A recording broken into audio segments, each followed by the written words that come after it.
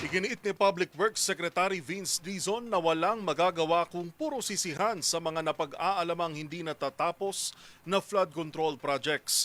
Ayon sa kalihim, tigilan na ang ganitong kultura at magtulungan na lamang na magsagawa ng agarang solusyon.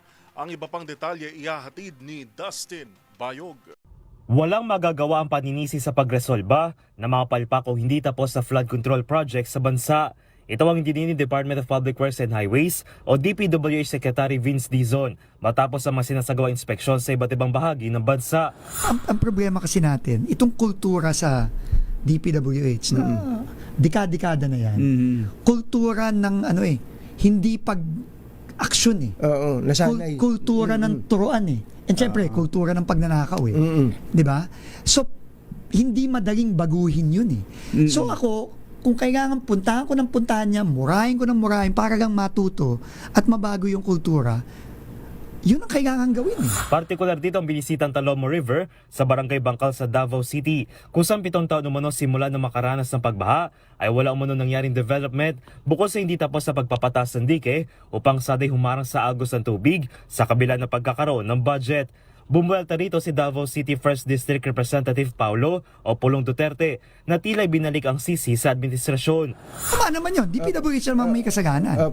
Pero, sino ba ang naglagay ng mga pondo doon? Di ba? So, kung ang problema kasi sa atin, Katunying, Jerry, ito kaya nagagalit ang mga kababayan natin Pagka may problema, ang unang ginagawa ng iba, turo dito, turo doon. Magsisisihan tayo. Turuan, magsisisihan.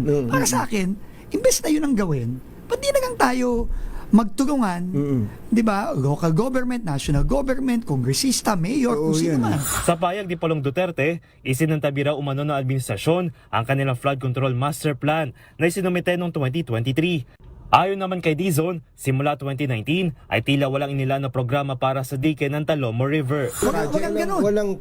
Walang programa para i-address since 2019. Gayunpaman, sinabi na rin ni Dizon na isasama na sa 2027 national budget ang sinasabing flood control master plan ng Davao City kung saan isinasampidal pa ang disenyo. Sa nilabas na bagong payag ni Pulong Duterte, nagpasalamat ito sa kalihim pero may agam-agam sa mga pangako maring hindi matupad at umaasa na hindi lang raw ito magiging isang press release. Samantala, nag-deploy na rin ang equipment kapag ng DPWH upang simulan ng dredging operation sa Talomo River habang sa susunod na linggo ay sisimulan na rin ang pagpapangat sa dike ng halos 2 metro. Pagtitiyak ng kalihim ay imbestiga nila flood control project sa Davao City at may mga pangalang mananagot. Para sa MBC TV Network News, ito si Dustin Bayog ng DZRH TV. Una sa Pilipinas, una sa Pilipino.